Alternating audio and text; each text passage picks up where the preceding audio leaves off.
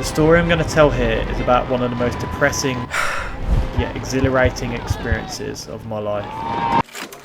Every kid gets asked, so what do you want to be when you grow up? But of course you grow up, right? And some people do become it, but most don't. In fact, just 6% of adults end up in the careers they wanted when they were children. And when I was younger, I loved cars. Not quite Francis Bourgeois level. Yeah.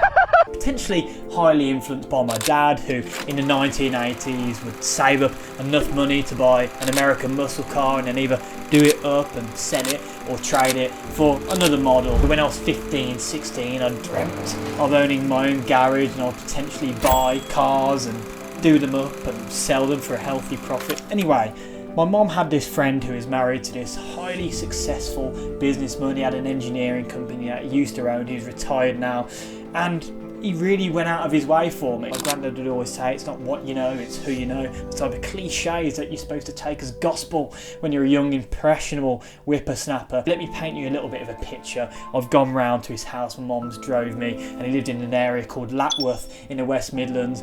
James Bond himself owns a property over there. Well, not James Bond, the guy who plays James Bond, that would be pretty wild. He's had this gated house, right, this mansion, this huge house. I've gone in there and he was a lovely guy. He gave me some career advice. The advice he gave me was, you don't really want to be getting into being a mechanic or working on cars, because you could just plug something into a car and a computer will tell you what's wrong with it, and then soon there'll be some robots fixing the cars. Hasn't quite happened, but essentially this was the advice he gave me, right? There's no longevity in this career. I took his advice. He clearly knew what he was on about. He would be a little bit biased, but then again, if it's worked for him, you're gonna tell people what's worked for you. And he got me an interview at a company in Birmingham. I did an apprenticeship there, and after a few years I was there and thinking, fuck, is this it? Is this what life is? I'm just coming to work in a shitty part in Aston. I hated my life. I've moved down to London and I got into marathon running. I'd laced up a pair of running shoes for the first time in my adult life, and the thought of even running a marathon just absolutely petrified me. I started making YouTube videos to document my journey,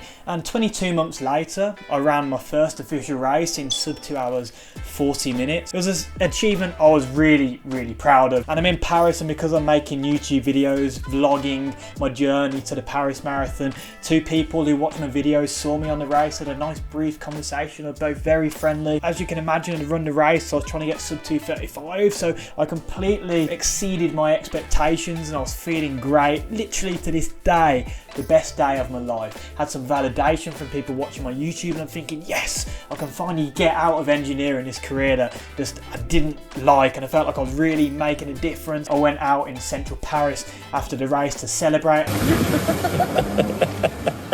I was wearing a medal. The people behind the bar were so friendly. They gave me and my friend there a free drink. So I'm sitting there getting a little bit tipsy now on a street in Paris, just feeling myself, feeling amazing, really feel like I'm going somewhere. And then when I got back home to England, I just started feeling like I lost all my motivation. And only in hindsight, I've realised now that it was because I didn't see myself as a runner. I saw myself that was running or training for a running race, but I didn't ever conceptualize myself being a runner. I was running for the race, but of course I ran the race, and then my motivation had been sapped into the Parisian autumnal breeze. For the past couple of years, I'll say I've left being feeling a little bit burnt out and frustrated that I can't replicate that same level of intensity that I did with the Paris Marathon. I was really in a nice zone on a daily basis, doing something that was challenging but was fun, and I was motivated because there was an element of, I thought, okay, this goal is moderate but it's meaningful. I didn't think it was impossible. I thought I could do it, but I knew it would be really hard. And since then, to be honest, I haven't been able to replicate that same level of hunger, because the thought of running a marathon doesn't scare me anymore. I would only run a marathon to get faster, to do it in a faster time, but the thought of running a marathon, I struggled to get that same sort of motivation that I once did. Months of soul searching and trying to understand effective goal setting frameworks and habit building exercises, I actually took the leap and left my job in engineering, which leaves me here.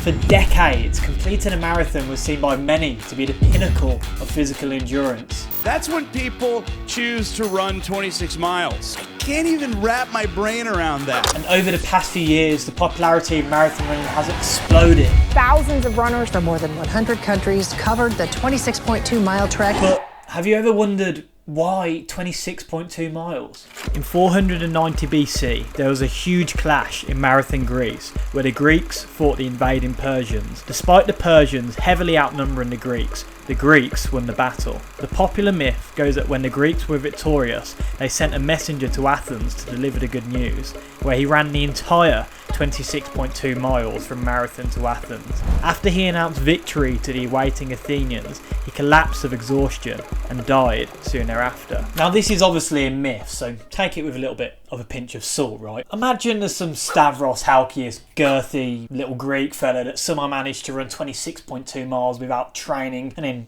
died sooner after, delivered the fantastic news that they just slaughtered a load of Persians. There's people that would identify as non-runners that have managed to complete marathons. Perhaps they didn't do it in a fast time, but nonetheless they've managed to push and dig deep and complete a marathon. If we really stating the pinnacle of an endurance race based off something that potentially didn't even happen. Hypothetically speaking, if the distance from Marathon to Athens was 29.2 miles, the chances are the myth would go that it was 29.2 miles and then the goalpost would be shifted from how we know it. But because this has been put to us, this is how we conceptualise the peak of marathon running or endurance racing, let's say. Now, there are many reasons why so many continue to voluntarily sign up for this immense pain and discomfort by choice. That could be from doing it for someone else, or perhaps a charity, a reason that is bigger than you, or perhaps just for personal gain, to prove to yourself that you can do something and overcome that adversity, that sense of euphoria that comes after, known as a runner's high. And you hear a lot of people say, myself included, how the support from a crowd, all these random people that don't know you, just delivering this unwavering support when they can relate that you're hurting. The people shouting, and that emotional response that provokes is so powerful. And I know myself, when I'm running by myself, it's so much more challenging to motivate myself than when there is some random people just screaming your name as they see on the front of your beard. And it makes you feel pretty good, it motivates you, you run faster. But what if I was to tell you that there's a subculture of runners that choose to take it much, much further?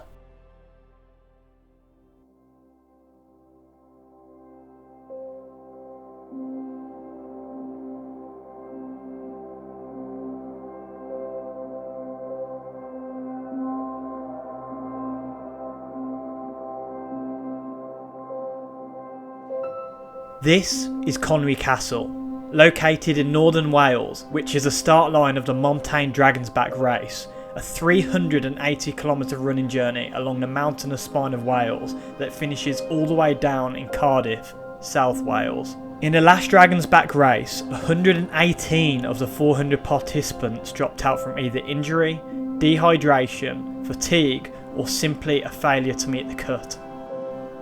But why would someone choose to attempt such a thing? This is a response from one athlete who successfully completed the race. You really don't know what you can achieve until you push yourself to that limit. And when you get to that ultimate limit of your endurance, you realise that you don't break, your limits bend.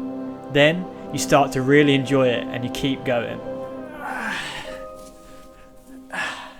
Now, I don't know about you, but running an ultramarathon not only fucking grabs me by the balls and petrifies me, but also excites me beyond words. It's okay. Having the opportunity to push myself to limits that I could only have ever imagined just 3 years ago before I laced up a pair of running shoes for the first time in my adult life. There's that part of my brain that's constantly pleading to live an easy, comfortable life, but then there's that other part that recognises that there's so much value in stepping outside of my comfort zone. This isn't about running, this is about proving to myself that I'm much stronger than I think I am. Whenever I've accomplished a goal that is genuinely challenging and requires every part of my being just to be able to achieve it, I found something so valuable on the other side of discomfort. a very long-winded way of coming to a conclusion, but what's next for me? I guess you've kind of gathered. I want to do an ultra marathon, a 50 miler ideally, something that's going to really, probably a trail ultramarathon, something that is going to be beautiful to run in, very scenic. You know, I was inspired by doing such a beautiful marathon when I ran the Malvern Midsummer Marathon just a couple of months ago, and that really put a little bit of fire inside of me. And there's something different than road marathon running. Yes, that's so cool, but I have this desire to push myself with going further than I ever have done before, without having a crowd to bark on and wavering support and allow that to seep into my motivation. No.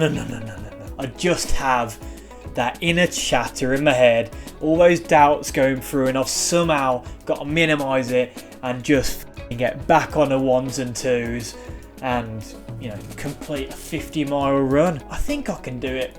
It's going to be hard and it scares me beyond belief, but so did a marathon once upon a time, and I did it, and then my goalpost shifted. I ran the race, and now that no longer scares me. I can do a marathon. I've done it 4 times. I've proved to myself I can do it, but I've not proved to myself I can do 50 miles. Perhaps I'll get to 50 miles and then that will become not easy, but I know I can do it, and then perhaps I'll run more. If you've got any races that you'd recommend in the UK, October, November time, get in the comments and let me know. Send me a DM on Insta, say, Jim, look, get involved in this ultra, because I want to get involved with it. It's going to be difficult. I'm not going to be able to powerlift as much as I have been, because it does hinder my running quite a lot. I'm going to have multiple, I'd imagine, 5-hour training days, but let's go for it.